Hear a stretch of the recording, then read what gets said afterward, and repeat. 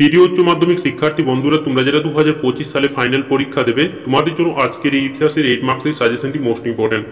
দেখো, তোমাদের জন্য প্রত্যেকটি অধ্যায় থেকে মাত্র আমরা দুটি করে প্রশ্ন রেখেছি। এই দুটি করে প্রশ্ন তোমরা খুব সুন্দরভাবে অভ্যাস করবে। তোমরা দেখবে এখান থেকে 100% হুবহু কমন পেয়ে যাবে। কারণ আমরা তোমাদের যে বিগত বছরে যে প্রশ্নপত্রগুলো রয়েছে, সেই প্রশ্নপত্রগুলোকে খুব যাচাই বাছাই করে এই প্রশ্নগুলো রেখেছি। তোমরা কেবলমাত্র এই প্রশ্নগুলো অভ্যাস করো, তোমরা দেখবে এখান থেকে হুবহু কমন পেয়ে যাবে। এর বাইরে থেকে তোমাদের একটি প্রশ্ন অভ্যাস করতে হবে না, এতটা কিন্তু গ্যারেন্টি দিয়ে গেলাম। কারণ আমরা এই প্রশ্নগুলো খুব বাছাই ছাঁটাই করে রেখেছি। তোমরা কেবলমাত্র এই প্রশ্নগুলো অভ্যাস করো প্রথম থেকে, তোমরা দেখবে এখান থেকে হুবহু কমন পেয়ে যাবে। তো দেখো, প্রথম অধ্যায়, অতীতকে স্মরণ করার ক্ষেত্রে মিথ এবং স্মৃতিকথা সম্পর্কে আলোচনা করো। এই প্রশ্নটি কিন্তু 100% হুবহু কমনযোগ্য প্রশ্ন, মোস্ট ইম্পর্টেন্ট।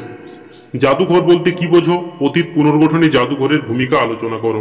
এই যে দুটি প্রশ্ন প্রথম অধ্যায় থেকে বললাম, এই দুটি প্রশ্ন মোস্ট ইম্পর্টেন্ট। তোমরা প্রত্যেকে খুব সুন্দরভাবে অভ্যাস করো, তোমরা দেখবে এখান থেকে হুবহু কমন পাবে। এবং তোমরা চাইলে এক্সট্রা হিসাবে একটি প্রশ্ন পড়তে পারো, আধুনিক ইতিহাসের লিখিত পদ্ধতি সম্পর্কে আলোচনা করো।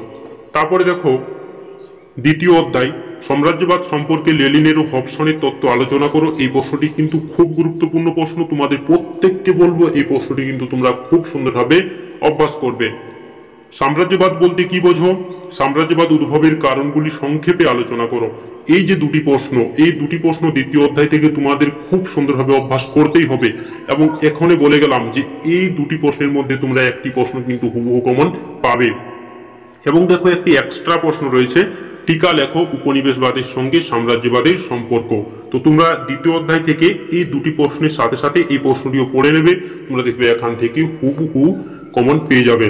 তারপরে দেখো, তৃতীয় অধ্যায়, নানকিনের সন্ধি ও তিয়ানসিনের সন্ধির মূল শর্তগুলি আলোচনা করো।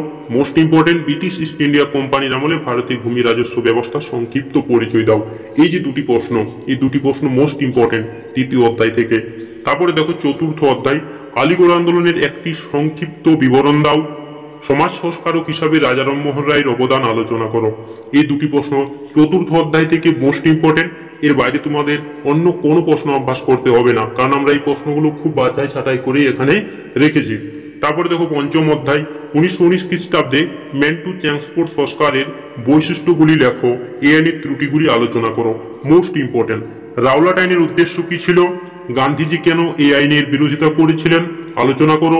লখনৌ চুক্তির শর্তাবলী উল্লেখ করো। এই চুক্তির গুরুত্বপূর্ণ সম্পর্কে আলোচনা করো।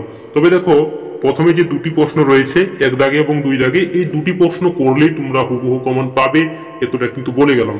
তারপরে দেখো, ষষ্ঠ অধ্যায়, 1942 সালে ভারত ছাড়ো আন্দোলন সম্পর্কে আলোচনা করো। এই প্রশ্নটি মোস্ট ইম্পর্টেন্ট ষষ্ঠ অধ্যায় থেকে। ভারতের স্বাধীনতা সংগ্রামী সুভাষচন্দ্র বসুর অবদান বা আজাদ হিন্দ বাহিনীর ভূমিকা আলোচনা করো। এই যে দুটি প্রশ্ন, এই দুটি প্রশ্নের মধ্যে থেকে তোমরা একটি প্রশ্ন হুবহু কমন পাবে, এতটা কিন্তু বলে গেলাম। মোস্ট ইম্পর্টেন্ট প্রশ্ন এই দুটি প্রশ্ন, তোমরা প্রত্যেকে এই দুটি প্রশ্ন অভ্যাস করো, তোমরা দেখবে এখান থেকে একটি প্রশ্ন হুবহু কমন পেয়ে যাবে, এতটা কিন্তু বলে গেলাম। তারপরে দেখো, সপ্তম অধ্যায়, জোট নিরপেক্ষ আন্দোলনের অবদান আলোচনা করো। টিকা লেখো ঠান্ডা লড়াই। এই দুটি প্রশ্ন মোস্ট ইম্পর্টেন্ট, তোমরা খুব সুন্দরভাবে অভ্যাস করো, তোমরা দেখবে এখান থেকে হুবহু কমন। তারপরে দেখো, অষ্টম অধ্যায়, অবৌপনিবেশবাদ বলতে কি বোঝো? অবৌপনিবেশবাদ করণের রাজনৈতিক ও অর্থনৈতিক প্রভাব আলোচনা করো। তৃতীয় বিশ্ব কি? তৃতীয় বিশ্বের বৈশিষ্ট্য আলোচনা করো।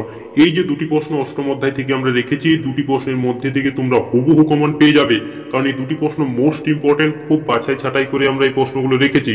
তো তোমরা কেবলমাত্র এই প্রশ্নগুলো অভ্যাস করো, তোমরা দেখবে এখান থেকে 100% হুবহু কমন পেয়ে যাবে। এর বাইরে থেকে তোমাদের একটি প্রশ্ন অভ্যাস করতে হবে না, এতটা কিন্তু গ্যারেন্টি দিয়ে গেলাম। এবং তোমাদের যদি ভিডিওটি ভালো লেগে থাকে, তাহলে চ্যানেলটাকে নিশ্চয়ই সাবস্ক্রাইব করে দাও এবং লাইক করতে নিশ্চয়ই ভুলবে না, কারণ এই প্রশ্নগুলো এতটাই গুরুত্বপূর্ণ তোমাদের জন্য আমরা রেখেছি।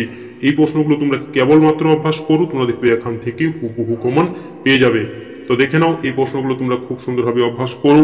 এবং তোমরা যদি এটির পিডিএফটি পেতে চাও, তো দেখো তোমাদের এই ভিডিওর নিচে ডিসক্রিপশনে লিঙ্ক দেওয়া রয়েছে, সেখান থেকে তোমরা চাইলে এটির পিডিএফটি ডাউনলোড করে নিতে পারবে। ধন্যবাদ।